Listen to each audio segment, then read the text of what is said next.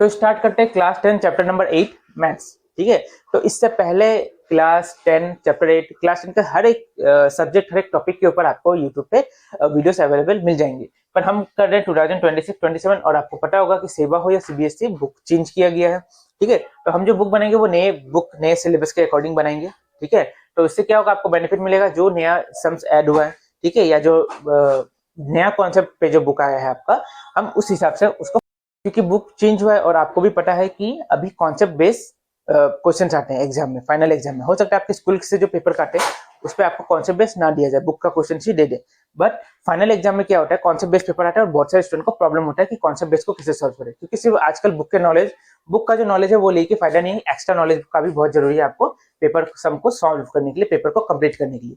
तो हम ट्राई करेंगे आपको जितना आसान भाषा में हो सके आपको समझाए, जितना प्रोसेस है उसको कम करके। ठीक है, जब तो आप वीडियो पे बने रहिए। आपको कोई डाउट है तो आप कमेंट को यूज करना, ठीक है, कमेंट सेक्शन को यूज करना।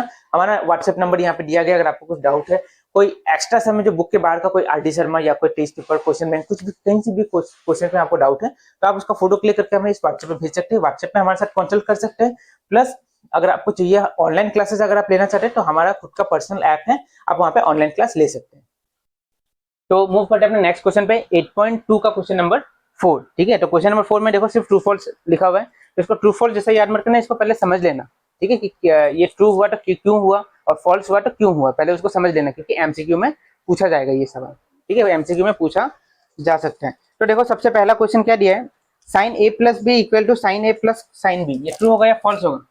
देखो sine a plus b equal to sine a plus sine b. अच्छा बताओ ये ट्रू होगा या फॉल्स होगा। ये फॉल्स होगा, क्यों फॉल्स होगा, ये फॉल्स होगा, चलो ठीक है, बुक के पीछे में लिखा हुआ है फॉल्स, तो ये फॉल्स होगा क्यों वो बताओ। देखो कोई भी एक एग्जांपल पकड़ते हैं, जैसे 30 और 60 का एग्जांपल पकड़ते हैं। ठीक है, 30 और 60, तो देखो यहाँ पे हम जो वैल्यू पुट करेंगे, पहले हम इस साइड को सॉल्व करेंगे, लेफ्ट हैंड साइड को। साइन ए प्लस बी, ए को हम पकड़ लेते हैं 30 और बी को पकड़ लेते हैं क्या 60। तो साइन ए प्लस बी का मतलब क्या हो जाएगा, साइन 30 प्लस 60, तो कितना हो जाएगा साइन 90। साइन 90 का वैल्यू कितना है 1। तो ए प्लस बी 30 और 60 पकड़ के सॉल्व किया तो क्या मिला आंसर 1। अब वापस इस साइड में राइट हैंड साइड को सॉल्व करते हैं। साइन ए का वैल्यू कितना है 30 और साइन 60, साइन 30 का वैल्यू कितना होता है हाफ, तो साइन 30 का जगह क्या आ गया, साइन 60 का वैल्यू कितना होता है, तो क्या आ जाएगा यहाँ पे √3/2। अब इसका एलसीएम लेने के बाद क्या मिला 2, यहाँ मिला 1 प्लस √3। तो एक साइड हमें मिला 1 और एक साइड क्या मिला 1 प्लस √3/2, तो क्या बराबर मिला, आंसर नहीं मिला ना। तो sine a plus b is not equal to sine a plus sine b, तो इसका आंसर क्या होगा, नंबर 1 का आंसर क्या होगा फॉल्स। ठीक है, इसको नोट डाउन कर लेना कि फॉल्स हुआ तो क्यों हुआ। तो क्वेश्चन नंबर 1 का आंसर क्या मिला फॉल्स। अब नंबर 2 में देखो, नंबर 2 में कहा है the value of sine theta increase as theta increase, मतलब थीटा का वैल्यू अगर बढ़ेगा तो साइन थीटा का वैल्यू बढ़ेगा या कमेगा, वो पूछा। मतलब देखो साइन 0, 30, 45, 60 और 90, तो यहाँ पे क्या हो रहा है, वैल्यू बढ़ रहा है ना, साइन का वैल्यू बढ़ा, 0 से 30 गया तो वैल्यू बढ़ा, 30 से 45 गया तो बढ़ा, 40 से 60 ये बढ़ रहा है ना। तो क्वेश्चन में पूछा गया है क्या इसका वैल्यू भी बढ़ेगा, जो इसका आंसर मिलता है वो बढ़ेगा। तो देखो यहाँ पे साइन जैसे हम लोग लिखा 0, 30, फिर क्या आता है 45, 60 और 90। साइन 0 का वैल्यू कितना है 0, इसका है हाफ, इसका है 1/√2, √3/2 और 1। तो 0 का वैल्यू कितना होता है 0 होता है सीधा सीधी। अब ये देखो ये बढ़ रहा है ना, ये भी आंसर बढ़ना चाहिए, बढ़ेगा कि नहीं चेक करते हैं हम लोग। हाफ का वैल्यू कितना होता है 0.5, 1/√2 का वैल्यू कितना होगा 0.7, √3/2 का वैल्यू कितना हो जाएगा 0.8, और 1 का वैल्यू तो 1 ही रहेगा। तो वैल्यू बढ़ा या कमा, बढ़ा है ना, इस साइड भी वैल्यू बढ़ेगा, साइन का वैल्यू बढ़ेगा तो उसका जो मेन वैल्यू है वो भी बढ़ेगा। तो आंसर क्या होगा, आंसर होगा ट्रू, कि अगर साइन थीटा का वैल्यू बढ़ेगा तो साइन का वैल्यू भी बढ़ेगा, तो इसका आंसर होगा ट्रू। ठीक है, उसी तरह सेकंड क्वेश्चन देखो, नंबर 3 वाला क्वेश्चन देखो, इसको बाद में नोट करना, पहले देख लो एक बार।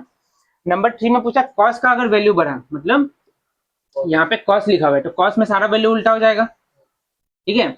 ये क्या हो जाएगा, कॉस 0 1 हो जाएगा, √3/2 1/√2, ये हो जाएगा हाफ, ये हो जाएगा 0, ठीक है। अब बताओ अब कितना होगा, 1 का वैल्यू तो 1 ही रहेगा, इसका वैल्यू कितना हो जाएगा 0.8 0.5 और ये हो जाएगा 0।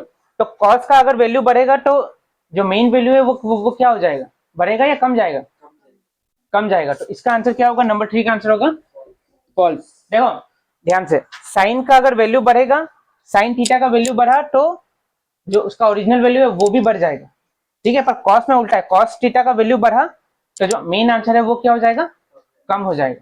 समझ में आ रहा है, तो 3 का आंसर होगा फॉल्स। देखो उसके बाद नंबर 3 का आंसर निकला फॉल्स। अब 4 में देखो, 4 में दिया है sine theta equal to cos theta for all value of theta.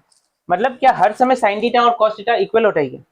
देखो साइन अगर 0 पकड़े, कॉस को भी 0 पकड़े तो सेम आंसर मिलेगा क्या दोनों का, एक का वैल्यू मिलेगा 0, एक का मिलेगा 1। जब साइन और कॉस 30 होगा, एक का वैल्यू मिलेगा हाफ, एक का √3/2।